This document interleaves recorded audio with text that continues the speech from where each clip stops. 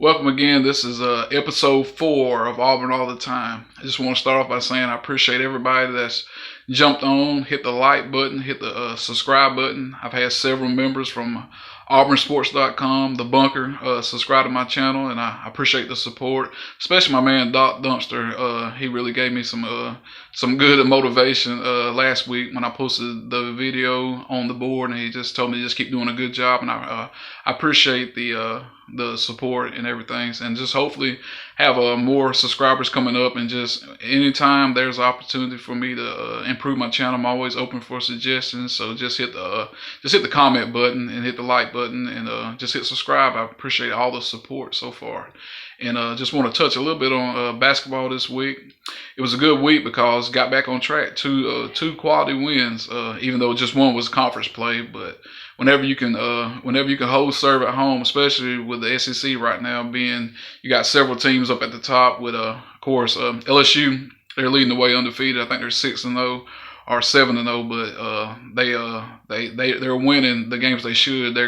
I think every win, they got like a 5 or 6 game winning streak by a total of 13 points. So they're finding ways to win. So they're leading the way. Then of course you got Kentucky, and I think Auburn, Alabama, and I think they're tied at 4-2 in the conference, and of course Tennessee and Florida. So it's kind of a little top heavy if you look at the SEC race so far. That's why this week is so crucial for Auburn, getting Ole Miss on the road and Kentucky at home. And speaking of Ole Miss, you look at Kermit Davis, their coach. He's always gave Bruce Pearl and his teams a challenge, just due to the fact that the way they switch defenses, they don't never stay in the same defense on multiple possessions. Hardly. They switch from 3-2 to 2-3, man-to-man, and they do press some too. That's always been his staple, multiple defenses. So that's just something they have to be prepared for. But it's an opportunity to win a road game because, if it looks like in the SEC, it looks like that it's going to be just hard to win on the road anyway. Even the teams you would think towards the bottom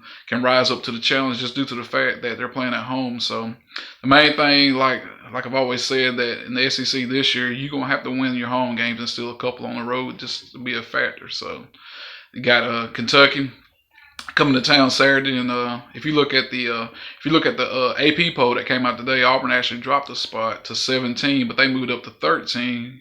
I know they beat Texas Tech this past Saturday in overtime, in which Texas Tech was ranked. So I guess they felt like moving them up, even though Auburn won their last 2 games. The Iowa State game was a little closer than what they wanted. And towards the end, which Auburn actually had an 18-point lead in the second half, I guess the margin of victory kind of swayed the voters, I guess. But who knows when you're dealing with the AP poll. So, but if you look at the net rankings, what the NCAA committee actually goes by, Auburn's the highest ranked team in the SEC. They're 20, and I know Kentucky's 21. You got several teams in the top 50, like Florida, Tennessee, Alabama. So, it's just like, really, it's not about the rankings. I'd rather be ranked wherever right now. It's all about at the end of the regular season where you're at. That's what it really comes down to, because you want the best seed possible. So, but it's a challenge this week for them, just going on the road. A place like Ole Miss is hard. It's just hard to win on the road. It seems like their arena is so much like Auburn. It looks like it was coming from like the same blueprint when they built it. So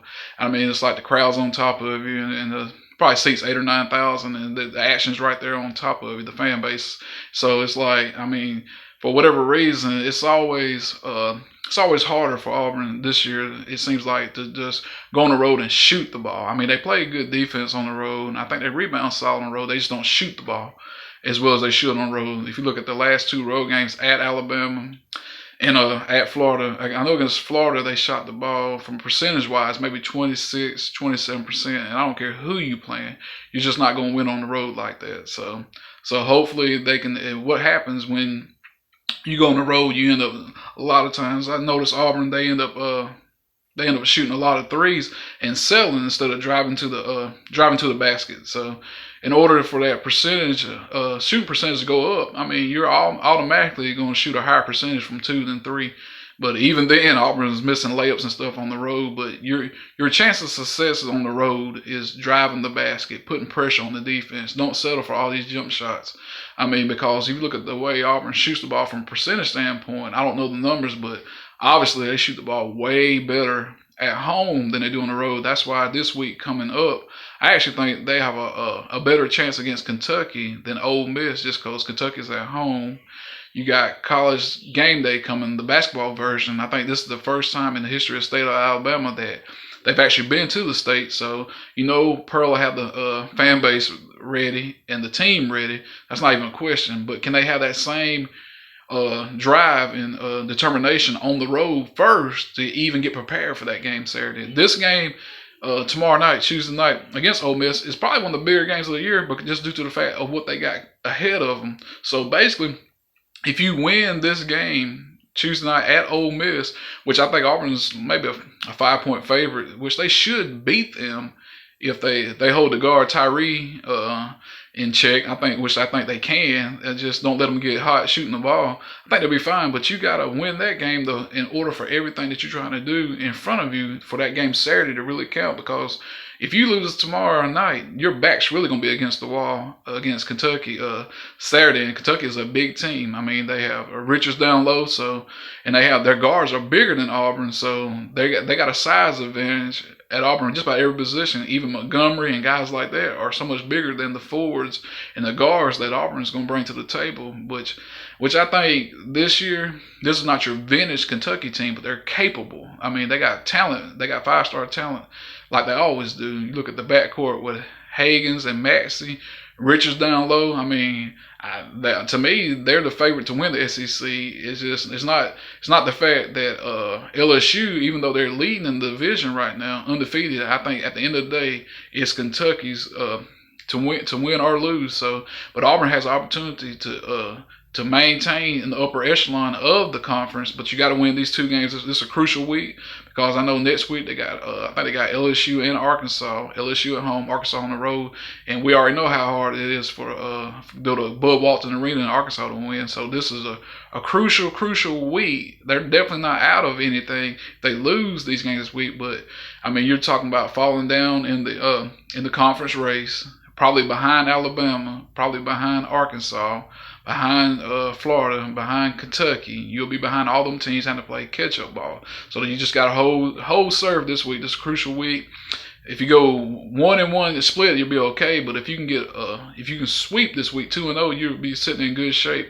Even though you still got road games at Georgia, at Missouri, I know against and Kentucky because played them twice. So I mean, this is an opportunity just to keep pace because I know Auburn's ultimate goal is going to be to win the SEC, but there's so much more beyond that when it comes to the NCAA. So I mean, it's good to win the SEC, but it's all about getting prepared for the best seeding possible, and this week is so crucial for that. So hopefully they'll hold serve. Like I said, I actually think from a mental standpoint, not from a talent standpoint, the game against Ole Miss is probably be more tougher just getting up for it, because you look at their 1-5 conference record, you'll be like, man. But I know they've been in several games close, like the Florida game, and several games close that they lost at the end. LSU, I think they lost by 2 points. So they're capable, and they got a good coach. So they'll be prepared to play, especially playing at home tomorrow night with a ranked team coming in. So we'll just see how this week goes. But it's just a crucial week for Auburn.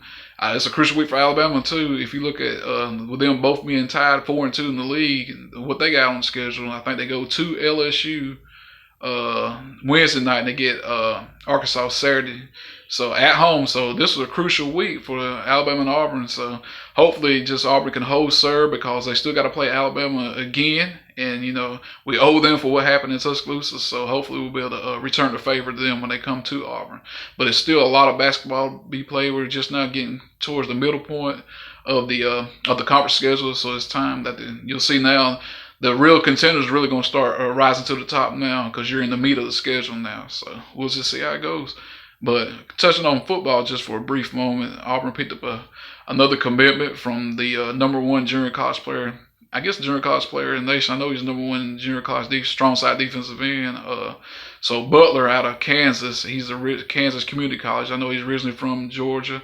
He's only played 1 year of high school football. I think he was originally a basketball player. But if you look at the size, 6'5", 280, built in that Marlon Davidson role, not sure if he'll be that type of player, but I think eventually he'll move on the inside, because add a good 10, 15 pounds of muscle to him, he'll be at the 300-pound range. So hopefully it's just another good get for Gardner on the defensive line. If you look at what we got coming in on defensive line with Hardy from Tennessee, Walker from Georgia, you got the 3-star defensive tackle out of Mobile coming in. So and you got several guys. You got Romello Height, the 3-star defensive end out of Georgia. He's getting the bodies there. So hopefully we'll continue with some recruit momentum. I know this week coming up, the Frazier, the tight end from Texas is going to announce it's probably down to Auburn and Texas Tech.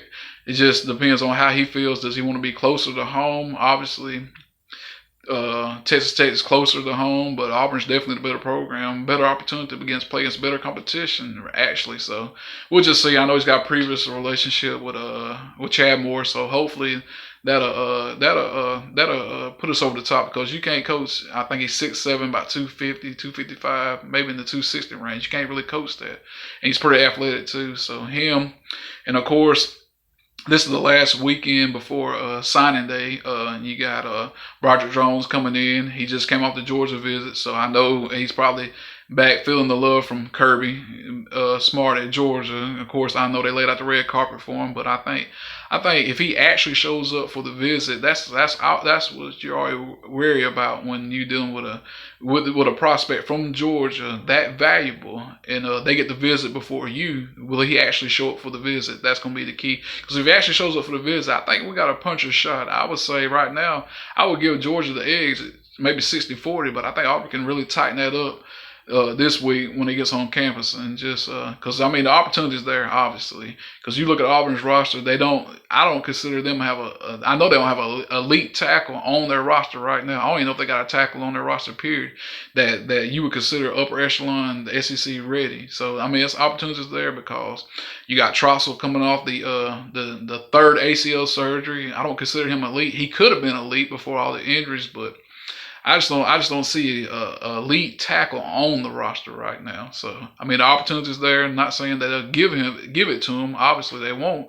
But I mean, it's just the opportunity there. I don't know what Georgia's got on their roster. I know they lost some guys like Cade Mays, and I think both tackles actually left for the draft early. But still, I mean, the look at the way they recruited on the offensive line, especially when Pittman was there, I know they're loaded. I mean, they got 5 stars and high quality 4 stars across the board. But there is an opportunity there, and I know that Broderick Jones has the best relationship with Larry Porter. So hopefully this weekend could kind of seal the deal with him. So we'll see how it all goes. But I mean, I think Auburn's looking at right now, if you look at where they're at in the rankings, they were between 6 and 8. So this is definitely one of the better classes. But you know how people feel about what they got going on. I mean, Rodney Gardner's holding his end up on the defensive line, obviously.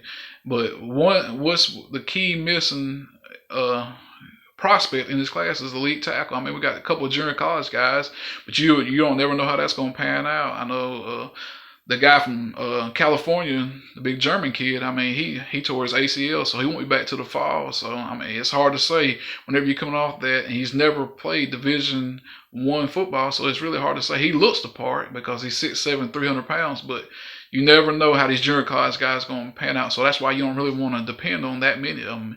You'll find 1 or 2 every now and then that'll pan out, but it's a gamble. So I rather go with I mean, not all 5 stars pan out, of course, but I'd rather take my chances with a 5-star than a junior college guy any day of the week. That's just me. I mean, because especially you're talking about a long-term solution then compared to a quick fix. That's what you're looking for when you go to junior college guys. Most cases, unlike the Butler, the defensive lineman we got the other day, what's good about him, he's got 3 years of eligibility. So you can't always find guys like that in junior college. That's a blessing. So hopefully that'll pan out for him. So, but that's really all I got this week. It's a crucial week for basketball, and the closing out strong and recruiting what it's all about this week. So hopefully the week will end well on both fronts. So until I see you again, War Eagle.